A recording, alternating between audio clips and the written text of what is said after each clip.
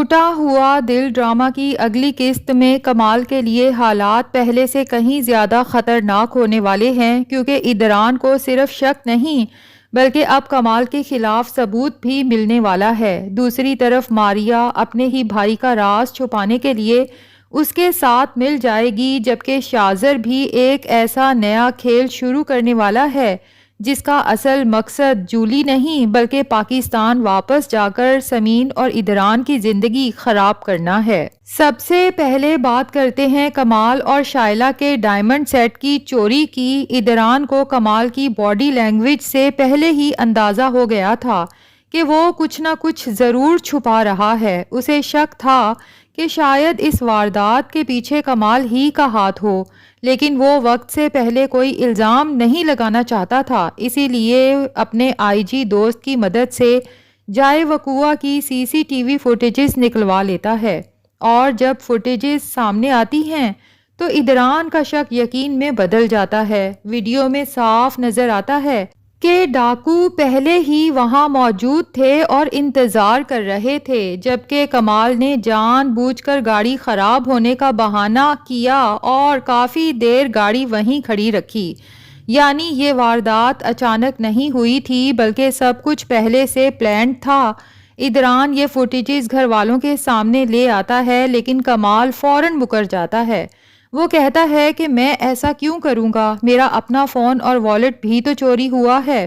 اور حیرت کی بات تو یہ ہے کہ شائلہ بھی اپنے شوہر کے جھوٹ پر یقین کر لیتی ہے۔ وہ الٹا اپنے بھائی عدران سے لڑ پڑتی ہے کہ تم تو شروع دن سے کمال کو پسند نہیں کرتے تھے، اب جان بوجھ کر اسے چوری کے الزام میں پھنسانا چاہتے ہو۔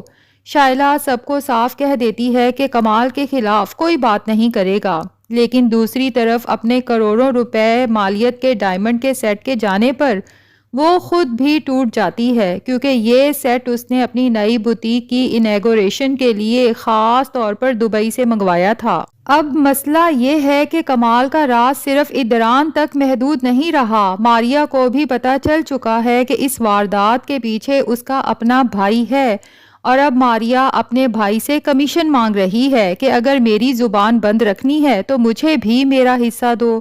کمال کے لیے ایک نئی مصیبت کھڑی ہو جاتی ہے، لیکن وہ ماریا کو اپنے ساتھ ملا لیتا ہے۔ وہ اسے لالچ دیتا ہے کہ اگر ہم دونوں بہن بھائی مل کر کام کریں تو شائلہ سے کئی کروڑ ہتھیا کر یہاں سے فرار ہو سکتے ہیں۔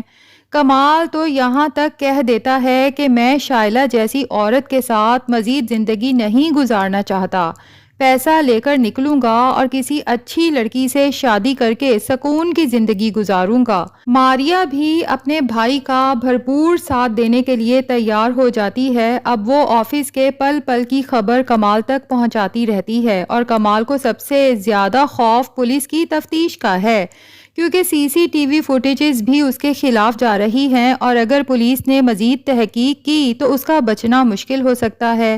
اسی لیے کمال جلد از جلد شائلہ کے گھر سے زیادہ پیسہ لوٹ کر فرار ہونا چاہتا ہے، اور ماریا اسے ایک بہت بڑی خبر دیتی ہے کہ آفس کے سب لوگ میٹنگ کے لیے باہر گئے ہیں۔ کمال فوراً کہتا ہے کہ وقت ضائع مت کرو، غیور ملک کے آفس جاؤ اور وہاں موجود پراپرٹی کی فائلوں کی تصویریں بنا کر مجھے بھیجو۔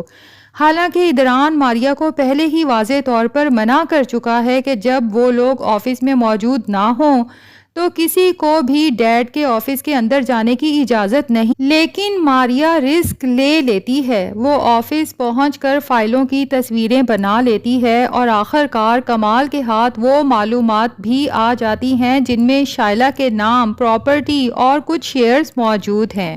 اور یہی وہ بات ہے جو شائلہ نے کمال سے بھی چھپا رکھی تھی۔ اب یہاں ڈرامے کا ایک سوال ضرور بنتا ہے کہ آخر کمال ان فائلوں کا کیا کرے گا، کیونکہ آج کے دور میں صرف فائل ہاتھ لگ جانے سے پراپرٹی کسی دوسرے شخص کے نام منتقل نہیں ہو جاتی، شناخت اور قانونی پروسیس بھی ضروری ہوتا ہے۔ لیکن لگتا ہے کہ ڈرامے میں کمال کی لالچ اور آگے کی سازش کو بڑھانے کے لیے یہ راستہ دکھایا جا رہا ہے۔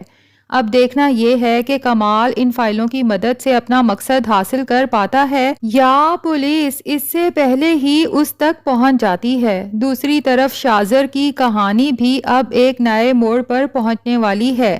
شاذر کو اندازہ ہو چکا ہے کہ جولی سے لڑ جھگڑ کر وہ یہاں سے نہیں نکل سکتا، اس لیے اب اس نے جولی کا اعتماد دوبارہ جیتنے کا فیصلہ کیا ہے۔ بارش میں بھیگتے ہوئے شاذر سمین کو یاد کر کے روتا ہے۔ اسے یقین ہے کہ اگر وہ ایک بار پاکستان واپس پہنچ گیا تو سمین آج بھی سب کچھ چھوڑ کر اس کے پاس واپس آ جائے گی۔ لیکن یہ شاذر کی سب سے بڑی غلط فہمی ہے، کیونکہ سمین اب اپنی زندگی میں بہت آگے بڑھ چکی ہے۔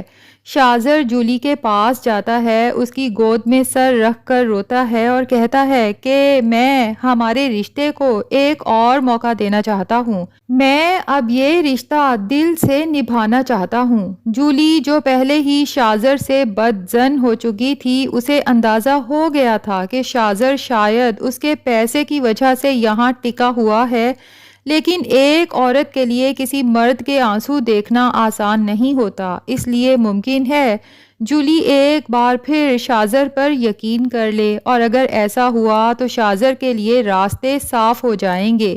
وہ آہستہ آہستہ جولی کے پیسے اور زیورات اپنے قبضے میں کرنے کی کوشش کرے گا، ساتھ ہی اپنا پاسپورٹ بھی تلاش کرتا رہے گا، کیونکہ جولی نے اس کا پاسپورٹ چھپا رکھا ہے، اور جیسے ہی اسے موقع ملے گا شاذر پاکستان واپس چلا جائے گا۔ لیکن اس بار اس کا مقصد صرف واپس آنا نہیں، وہ سمین اور ادران کے درمیان غلط فہمیاں پیدا کرنے کی بھی کوشش کرے گا، اور شاید ان کی ہستی بستی زندگی میں زہر گھولنے کی کوشش کرے گا۔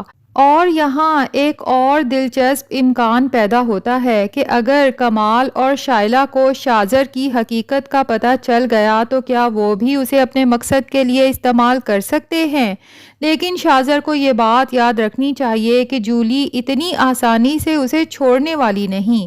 اگر جولی کو حقیقت کا پتہ چل گیا اور اسے معلوم ہو گیا کہ شاذر نے صرف اس کی دولت کے لیے دوبارہ محبت کا ڈرامہ کیا تھا، تو ممکن ہے وہ خود پاکستان پہنچ کر اس کے خلاف قانونی کارروائی کرے۔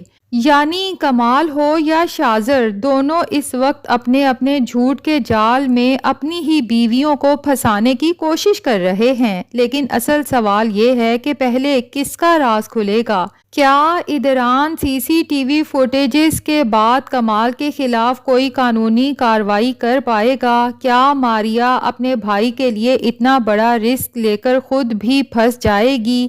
کیا کمال شائلہ کی مزید دولت لوٹ کر فرار ہونے میں کامیاب ہو جائے گا؟ اور کیا واقعی شاذر جولی کو دوبارہ بیوقوف بنا کر پاکستان پہنچے گا؟ کیونکہ لگتا یہی ہے کہ آنے والی قسطوں میں صرف راز نہیں کھلنے والے، بلکہ ان لوگوں کے اصل چہرے بھی سامنے آنے والے ہیں جو اس وقت محبت اور رشتوں کا نقاب پہن کر سب کو دھوکہ دے رہے ہیں۔